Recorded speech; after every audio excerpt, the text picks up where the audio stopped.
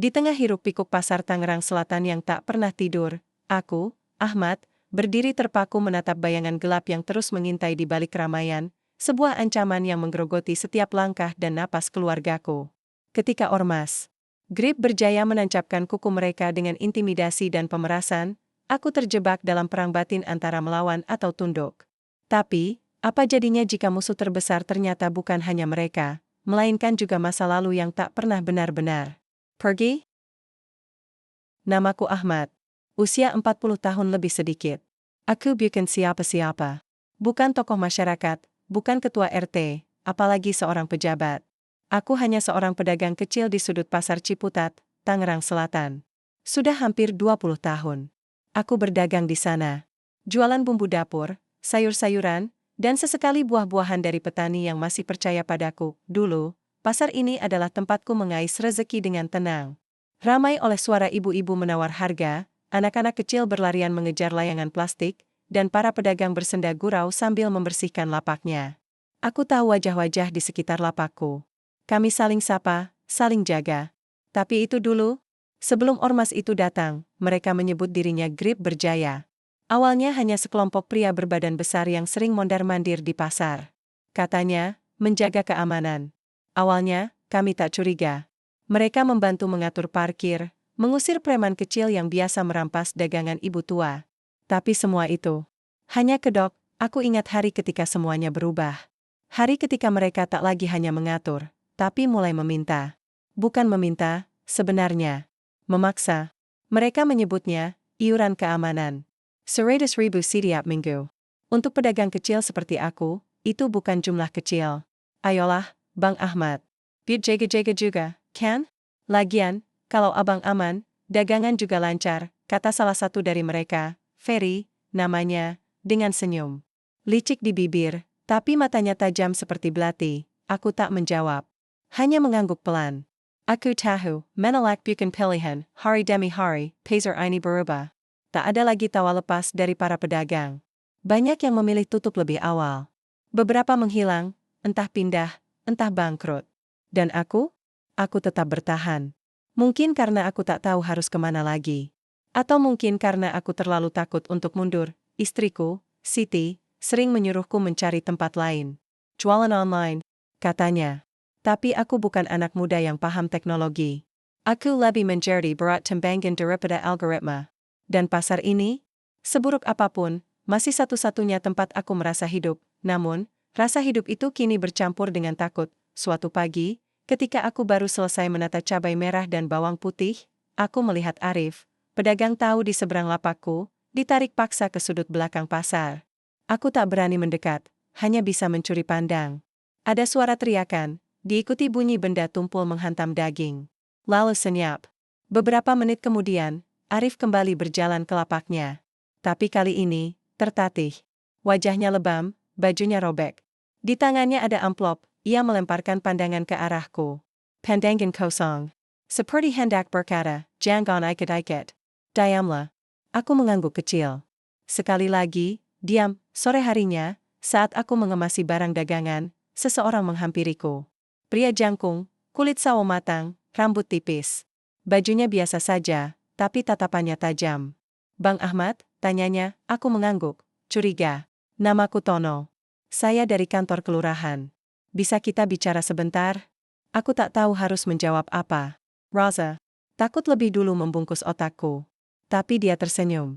Senyum yang anehnya membuatku merasa sedikit tenang. Kami bicara di warung kopi dekat masjid pasar. Dia menjelaskan bahwa pihak kelurahan sudah mendengar keluhan soal Grip. Tapi bukti tak ada. Policy? Mereka perlu lebih dari sekadar desas-desus. Mereka butuh video, rekaman, foto, bukti keras.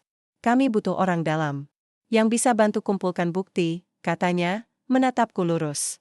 Dan kami pikir, abang mungkin bisa. Aku terkekeh pahit. Apa saya kelihatan seperti pahlawan, Mas? Kadang, pahlawan itu bukan yang bawa senjata.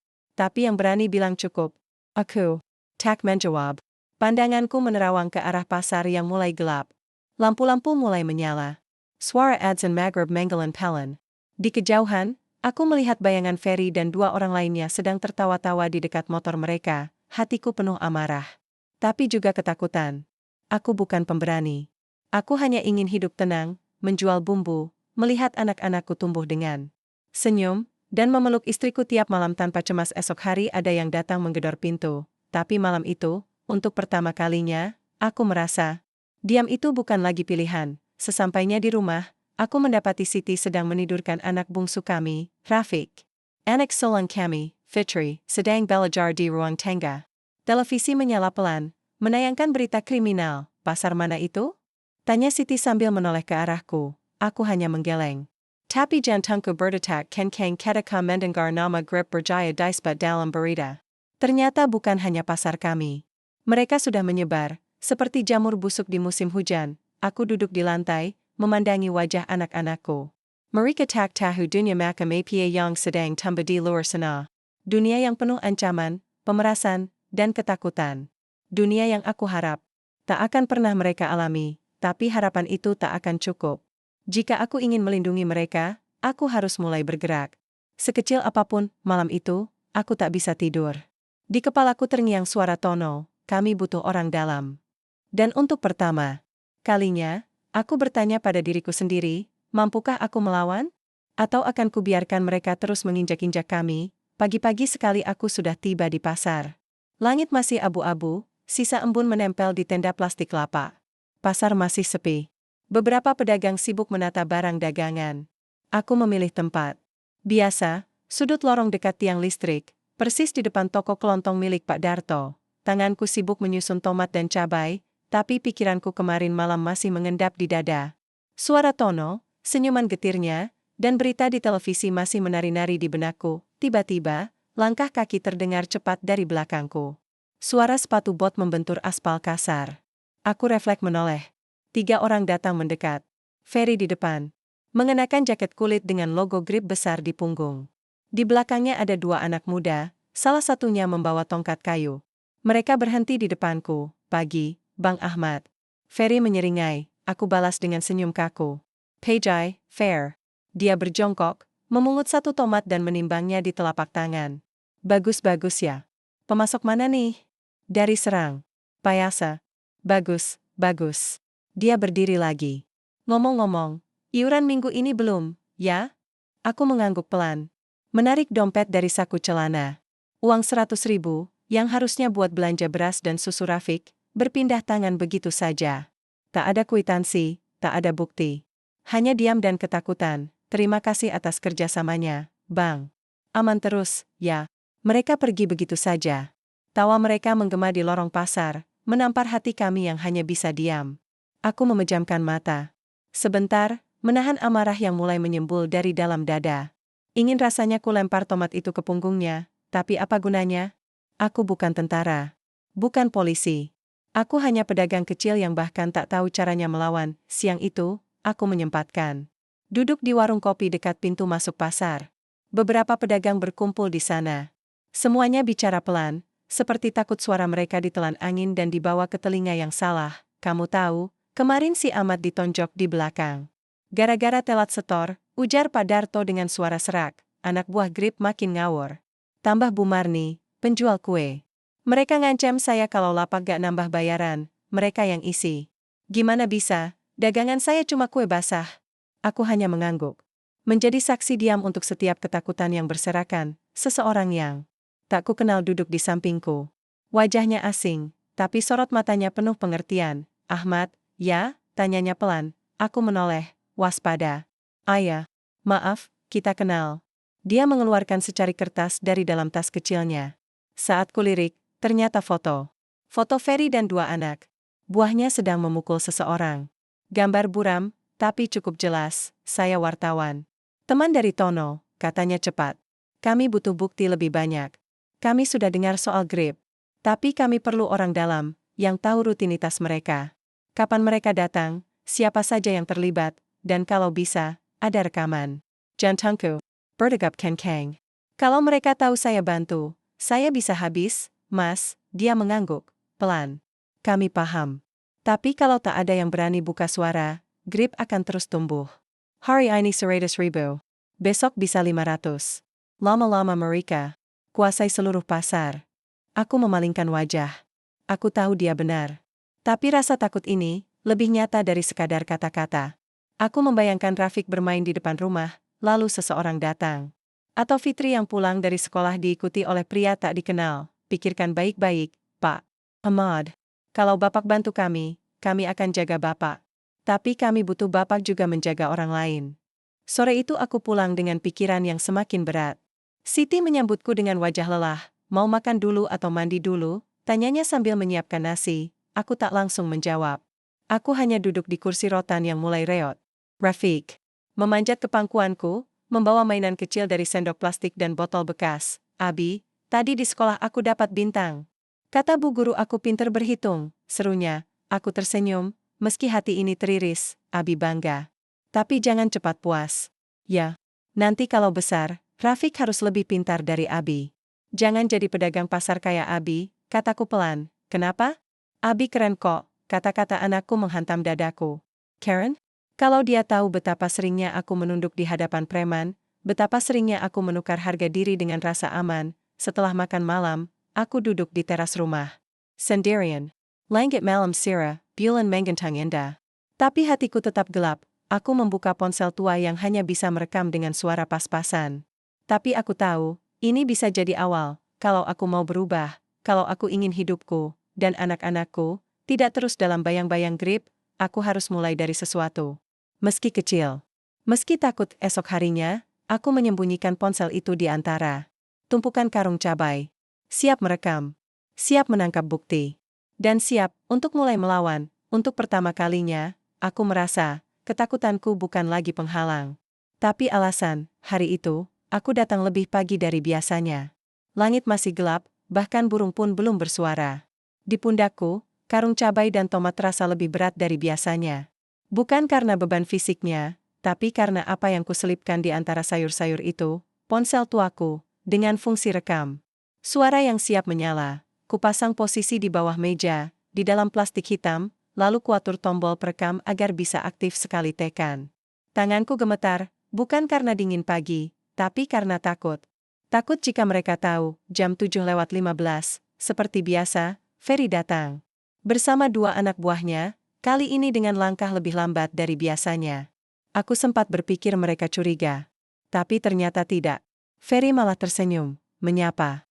Seperti biasa, lalu menepuk pundakku keras-keras. Bang Ahmad, pagi cerah nih. Moga dagangan laris ya, katanya, lalu tertawa. Aku ikut tertawa kecil. Palsu. Sangat palsu, biasa, Far? Yang penting kakak biar bawa pulang. Dia menatap barang daganganku, lalu menoleh ke anak buahnya. Ini, kayaknya cabainya bagus. Catat, biar nanti kalau Bang Ahmad butuh pasokan lebih, kita bantu ya. Aku hanya mengangguk. Mereka menebar senyum, tapi bagiku senyum itu lebih tajam. Dari ancaman, seperti biasa, aku menyerahkan 100.000. Tapi kali ini, semua percakapan kami terekam. Setiap nada suara, setiap ucapan manis yang menyembunyikan raikan, setiap kata penuh tekanan. Setelah mereka pergi, aku buru-buru matikan rekaman, sembunyikan ponsel itu di saku dalam jaket, jantungku masih berdegup keras. Tapi ada sesuatu yang berbeda pagi itu, secercah rasa lega. Seperti langkah pertama seorang buta yang baru belajar. Berjalan, 2 hari setelahnya, Tono kembali menghubungiku. Kali ini, kami bertemu bukan di warung kopi, tapi di sebuah ruko kosong tak jauh dari pasar. Pintu depannya rusak, catnya mengelupas, dan ada tanda, dikontrakan, yang sudah usang.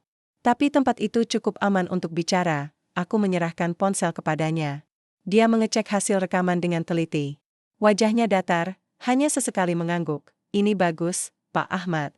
Ini bisa jadi bukti tekanan sistematis, katanya. Aku mengangguk, meski aku sendiri tak sepenuhnya mengerti arti kata itu.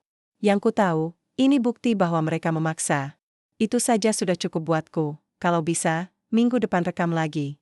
Tapi hari-hari, kami juga sedang kumpulkan kesaksian dari pedagang lain. Perlahan, tapi pasti. Aku memandang Tono. Dalam hatiku, ada rasa hormat yang mengkul perlahan. Dia bukan aparat. Bukan tentara. Tapi ia berani menantang kekuasaan liar. Di balik senyum manis preman, sebelum aku pergi, dia menepuk pundakku. Pak Ahmad, kalau takut, itu manusiawi. Tapi jangan biarkan takut itu membungkam hati Bapak. Banyak yang bergantung pada suara Bapak. Aku hanya bisa mengangguk. Kata-katanya menancap di pikiranku. Beberapa hari kemudian, pasar ramai oleh isu. Salah satu pedagang, Ibu Sumiati, menghilang. Lapaknya kosong. Beberapa orang bilang dia pindah ke rumah saudaranya di Bekasi. Tapi ada juga yang bilang dia diancam karena menolak membayar uang keamanan. Aku mengenal Bu Sumi. Ia menjual tempe dan tahu di dekat lapak sayurku. Sudah tua. Janda pula.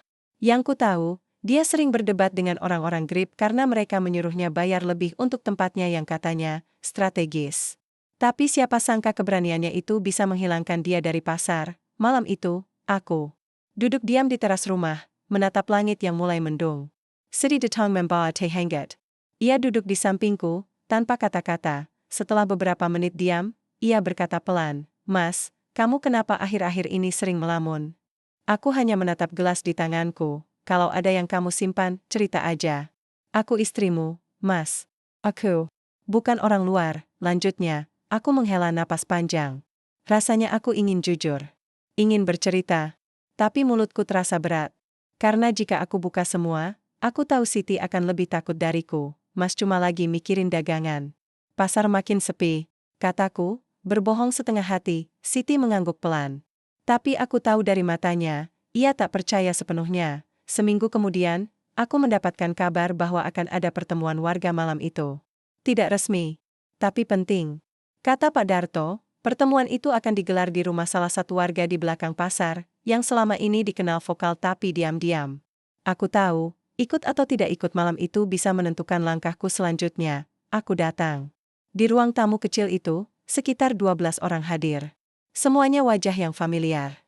Beberapa dari mereka pedagang, beberapa lainnya warga sekitar yang terganggu oleh ulah Grip. Pertemuan itu dipimpin oleh seseorang bernama Pak Rendra, seorang guru SD yang lama tinggal di wilayah itu. Dia berbicara tenang, tapi jelas, kita semua sudah muak.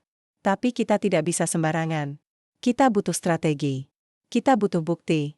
Dan kita butuh keberanian. Lalu dia menoleh padaku. Aku tercekat, Ahmad sudah bantu kami. Dia mulai kumpulkan bukti. Dan kami butuh lebih banyak yang seperti dia. Seketika ruangan jadi hening. Semua menatapku. Ada kekaguman, tapi juga kekhawatiran. Aku merasa seperti telanjang di hadapan mereka. Maaf, saya bukan orang berani, kataku pelan. Saya cuma nggak mau anak saya tumbuh di tempat yang salah. Itu saja. Pak Rendra mengangguk. Justru itu keberanian. Kata-kata entak menggantikan langkah. Malam itu, aku pulang dengan perasaan aneh. Takut, iya, tapi juga hangat. Ternyata, aku tidak sendirian. Ternyata, banyak yang juga ingin berubah. Pasar memang masih sama besok pagi, dengan tenda lusuh, dagangan yang harus ditawar, dan Grip yang masih berkeliaran. Tapi bagiku, ada yang mulai berbeda. Ada suara dari lorong-lorong gelap. Suara perlawanan. Suara harapan, dan mungkin suara itu bisa menjadi cahaya. Pagi itu, pasar seperti biasa, ramai, bising, dan penuh bau bercampur antara ikan asin, sayur mayur, dan keringat manusia. Tapi bagiku, semuanya terasa agak asing. Sejak pertemuan semalam, ada yang berubah di dalam diriku. Langkahku lebih mantap, mataku lebih waspada, dan hatiku lebih siap. Tapi aku tahu, jalan ini tak akan selamanya mulus. Ferry belum datang pagi ini. Sudah hampir jam 8, biasanya dia tidak pernah terlambat. Aku memandang sekitar, curiga. Mungkin dia tahu sesuatu? Atau, ada pergerakan lain yang belum ku ketahui? Tiba-tiba, suara gaduh datang dari ujung lorong. Beberapa pedagang menyingkir, memberi jalan untuk seorang pria yang belum pernah kulihat sebelumnya. Dia tinggi, kulitnya gelap terbakar matahari, dengan rahang keras dan sorot mata tajam. Tapi saat dia mendekat, dunia seakan berhenti berputar, langkahnya terhenti tepat di depan lapakku. Matanya menatapku lama. Begitu juga aku. Apa? Ahmad, suaranya pelan, penuh katadak perkayaan aku menjerjap. Dunia berputar kembali. Ingatan masa lalu menyergap tanpa permisi. Rijal, kataku hampir tak percaya, dia tersenyum kecil. Tapi senyuman itu pahit, seperti menyimpan ribuan luka. Lama banget ya, Rijal, nama itu dulu begitu akrab di telingaku. Kami tumbuh bersama, bertetangga selama hampir 10 tahun. Dari mulai bermain layangan, memanjat pohon jambu, hingga saling bantu saat ekonomi keluarga kami ambruk. Tapi Silpa SMA, Rijal Menggalang. Katanya merantau ke Kalimantan cari kerja. Sejak itu, tak ada kabar.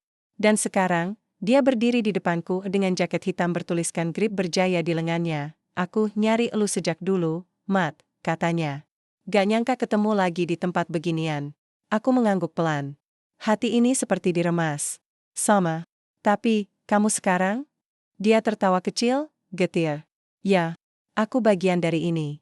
Dari Grip. Udah hampir 5 tahun. Aku terdiam. Rasanya sulit bernapas. Rijal menunduk sebentar, lalu menatapku dengan mata yang jujur. Gue tahu lo mungkin jijik liat gue kayak gini. Tapi, Mad, hidup gak semudah waktu kita main petak umpet dulu. Aku menggenggam tangan erat. Menahan gejolak di dada, gue balik ke Tangerang pas bokap gue stroke. Nyokap gak kerja. Gue cari kerjaan, gak ada yang mau nerima. Terakhir, gue ketemu Jaya. Dia tawarin kerjaan, keamanan. Awalnya gue pikir ya kayak satpam biasa. Tapi, lo tahu kan sisanya. Aku menarik napas panjang. Lo tahu apa yang kalian lakuin ke kami, pedagang kecil? Lo tahu berapa banyak orang yang gak bisa makan karena uang keamanan itu? Rijal menatapku, perlahan angguk. Gue tahu. Dan gue gak bangga. Keheningan menyelimuti kami berdua. Suara pasar seakan menjauh. Lo bisa keluar dari ini, Jal, kataku pelan. Gue ikut gerakan warga. Kita coba lawan Grip. Lo bisa bantu kami. Dia tertawa. Tapi bukan tawa bahagia. Keluar? Matt, ini bukan kayak keluar dari grup WhatsApp.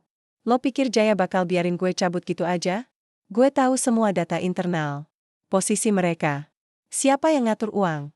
Kalau gue keluar, gue bukan orang bebas. Gue mayat. Aku terdiam. Hatinya mungkin benar. Tapi ini tak menghapus kenyataan bahwa dia adalah bagian dari sistem penindas. Hari-hari selanjutnya, pertemuanku dengan Rijal jadi lebih sering. Entah kenapa, dia selalu mampir ke lapakku tiap pagi. Kadang hanya untuk menyapa, kadang untuk sekadar ngobrol. Tapi yang membuatku gelisah, Ferry dan anak buahnya makin jarang terlihat. Tono menghubungiku suatu malam. Pak Ahmad, kami dengar kabar, ada perubahan di struktur Grip. Beberapa orang dekat Jaya hilang. Kami takut mereka mulai mencium gerakan kita. Aku pun menceritakan tentang Rijal. Tentang masa lalu kami. Tentang pertemuan kami yang tak terduga. Tono terdiam sejenak. Di seberang telepon, kalau dia tahu posisi-posisi kunci Grip, dia bisa jadi kunci besar buat kami. Tapi, hanya kalau dia bersedia bicara.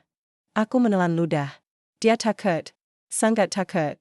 Kalau begitu, kita harus buat dia merasa punya tempat untuk kembali. Punya alasan untuk melawan. Satu malam, aku memberanikan diri mengajak Rijal bertemu. Di rumahku. Siti sedikit gelisah, tapi aku menenangkannya. Rijal datang dengan wajah lelah.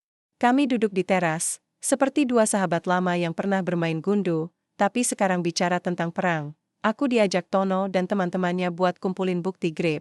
Aku udah mulai bantu. Mereka juga tahu tentang lo, kataku pelan. Rijal diam, menunduk. Kalau lo bantu mereka, lo bisa keluar. Gue tahu jalannya gak gampang. Tapi setidaknya, lo bisa bersihkan nama lo sendiri. Dia mendasa. Mad. Gue gak sebersih lo. Gue pernah mukul orang.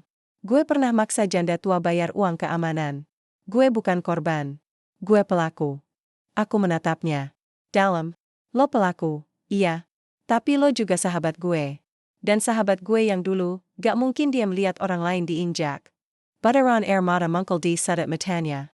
Ia cepat-cepat menyeka. Aku punya anak, Jal, lanjutku. Namanya Rafiq. Umurnya 6 tahun. Kalau lo bisa bantu kami, lo bantu anak-anak kayak dia punya masa depan. Lama kami diam. Hanya suara jangkrik dan angin malam yang menemani. Lalu, perlahan, Rijal mengangguk. Oke. Gue bantu. Tapi kalau gue ngilang, lo tahu siapa pelakunya. Harake Mensalos. Tapi aku juga tahu, malam ini, jalan yang kupilih bertambah satu orang. Dan kadang satu orang bisa ubah segalanya, keesokan. Harinya, Rijal menyerahkan padaku sebuah flash disk. Di dalamnya ada data, jadwal iuran pasar, daftar nama yang setor, dan bahkan rekaman suara Jaya memberi instruksi. Gue rekam waktu gue pura-pura tidur di ruang rapat kecil. Lo bawa ini ke Tono. Katanya lirih, aku mengambilnya dengan kedua tangan.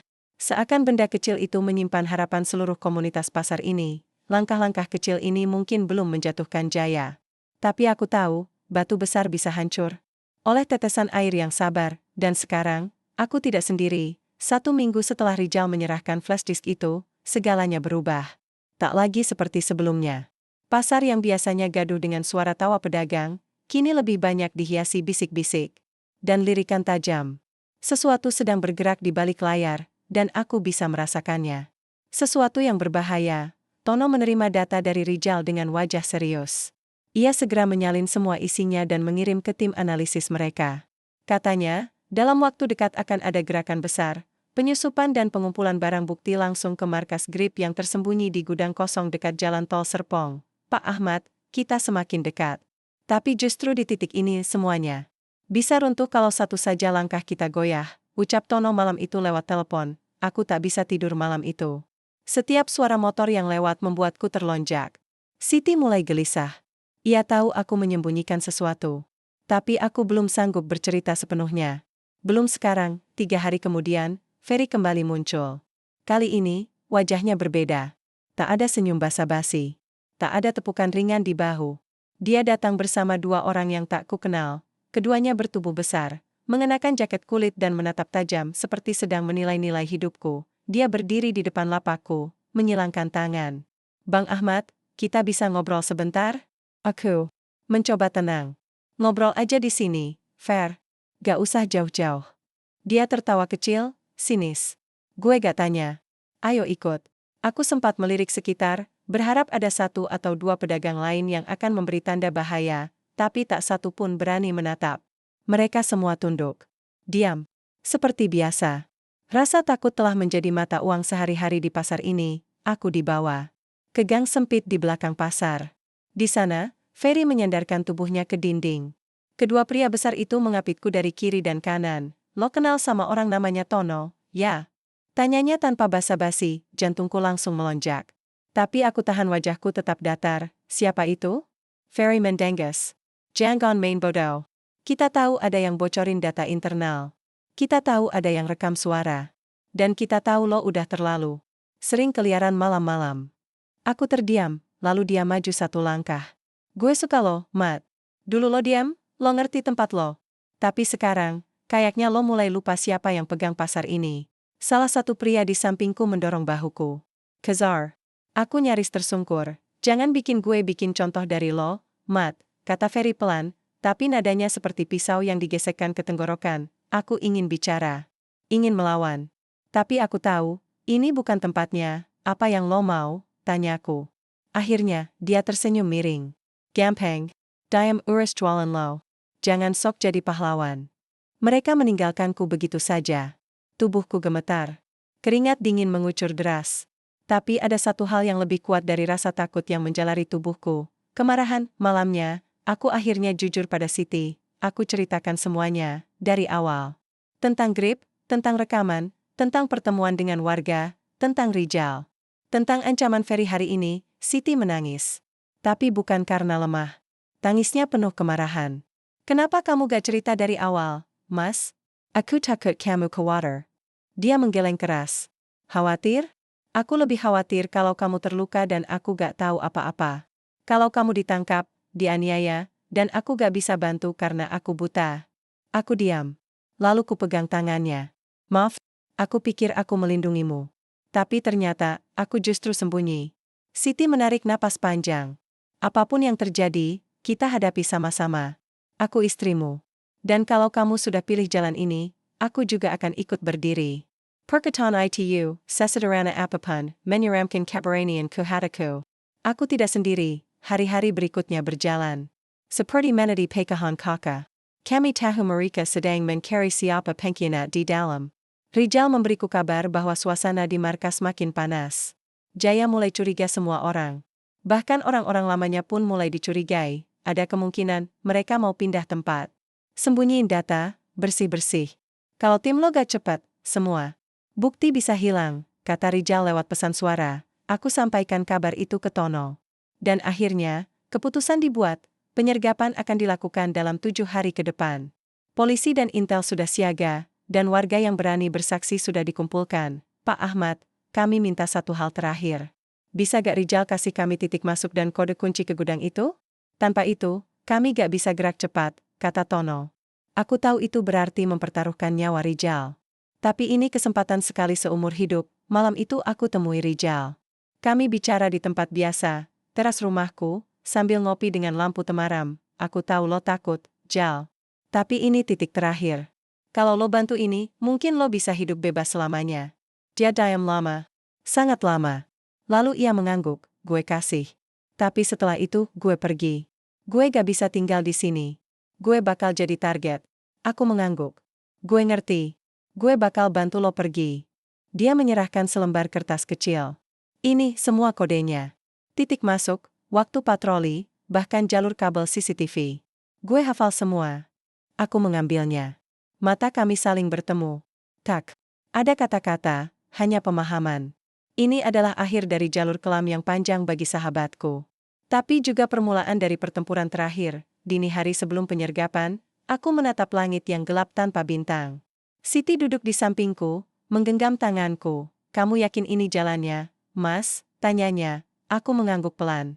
Ayah, kalau aku mati pun, aku tahu aku mati karena benar. Dan ketika azan subuh berkumandang, aku tahu sebentar lagi semuanya akan berubah, untuk selamanya. Malam itu, udara di Tangerang Selatan terasa lebih pekat dari biasanya. Langit kelam tanpa bintang menyelimuti seluruh kawasan pasar dan ganggang sempit yang selama ini menjadi saksi bisu perjuangan hidup kami. Detak jantungku berdegup lebih kencang dari biasanya, setiap detik terasa seperti berdentang keras di dalam dadaku. Ini malam yang sudah lama kami tunggu, malam di mana segala ketakutan dan harapan bertemu dalam satu titik. Di dalam rumah, Siti mempersiapkan makanan sederhana, mencoba membuat kami berdua tetap tenang. Tapi aku tahu, dia pun merasakan kegelisahan. Yang sama, meskipun wajahnya tampak tegar. Matanya berkaca-kaca saat aku genggam tangannya erat. Kamu harus hati-hati, Mas, bisiknya lembut, namun tegas. Ini bukan hanya soal kamu, tapi juga untuk kami semua. Aku mengangguk pelan, berusaha menyembunyikan keraguan dan rasa takut yang mencoba merayap masuk. Tapi aku sadar, malam ini aku bukan lagi hanya pedagang kecil yang hidup dalam bayang-bayang.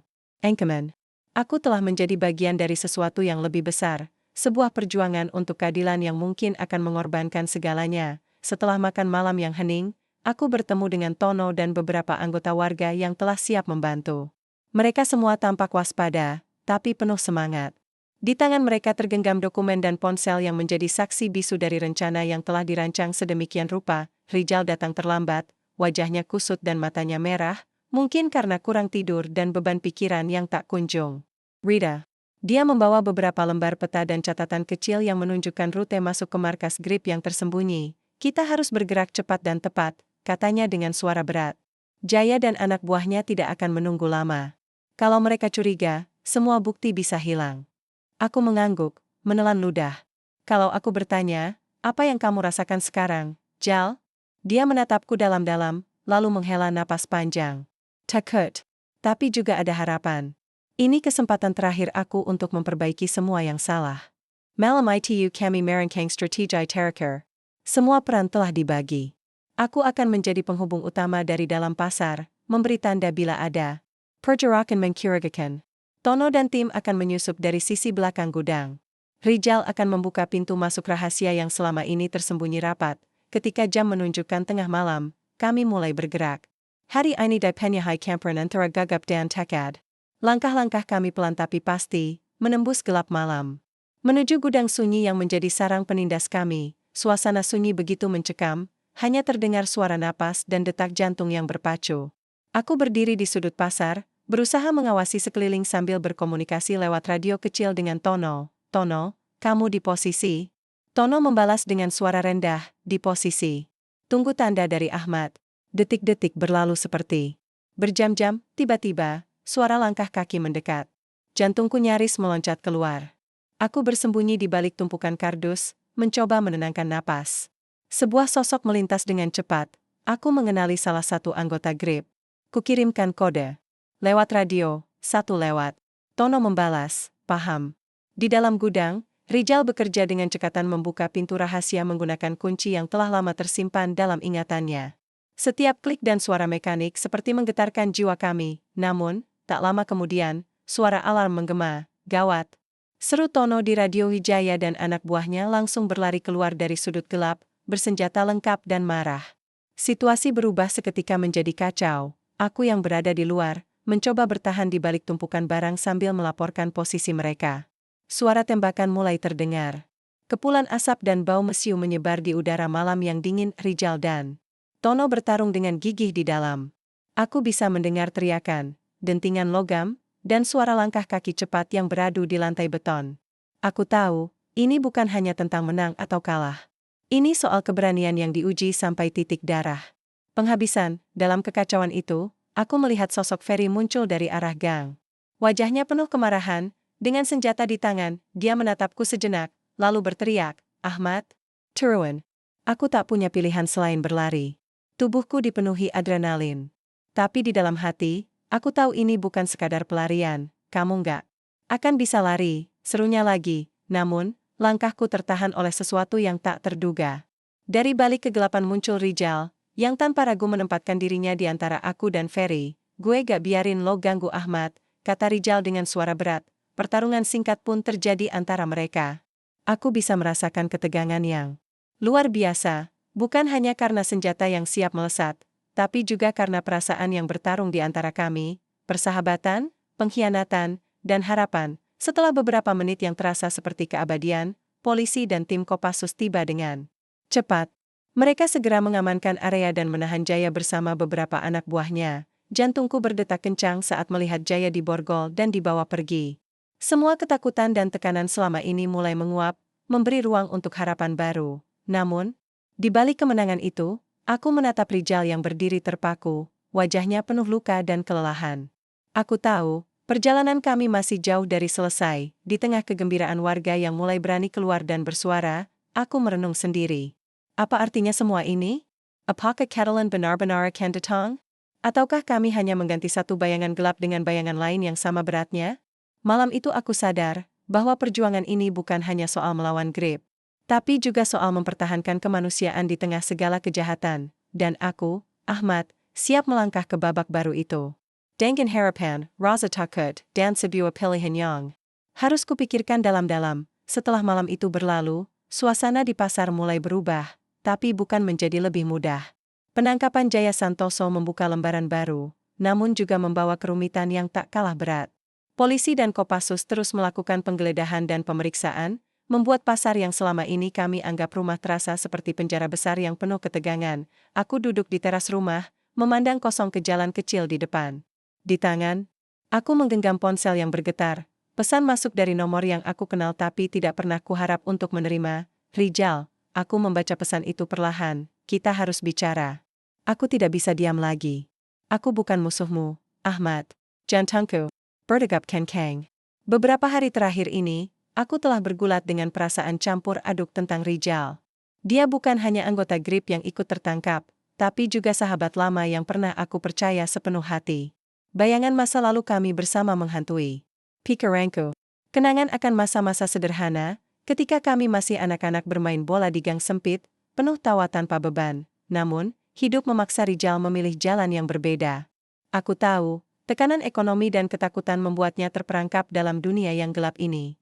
Tapi rasa kecewa dan marah juga bersarang di hatiku. Bagaimana bisa sahabatku yang dulu begitu baik berubah menjadi bagian dari mimpi buruk ini? Aku mengangguk pelan pada diriku sendiri. Aku harus bertemu dengannya. Untuk mencari jawaban, untuk mengerti, dan mungkin untuk menemukan jalan keluar bersama. Malam itu, aku menemui Rijal di sebuah warung kecil di pinggir jalan, jauh dari keramaian. Dia sudah menunggu, duduk dengan wajah muram dan mata yang lelah. Saat aku duduk di depannya, suasana terasa berat, penuh ketegangan yang sulit diucapkan. "Aku tahu lo marah, Ahmad," ucapnya pelan. "Tapi gue gak punya pilihan lain waktu itu." Tekanan ekonomi, ancaman dari Jaya, dan rasa takut yang terus membayang. Gue gak mau terlibat, tapi gue gak bisa keluar begitu saja. Aku menarik napas panjang, berusaha menahan emosi. "Kenapa? Gak bilang? Kenapa gak minta tolong?" Dia tertawa getir. "Gue pikir gue harus kuat sendiri. Gue pikir lo juga gak mau tahu. Gue salah, Ahmad. Gue benar-benar salah." Seketika, aku merasa gelombang emosi menghantam kuat.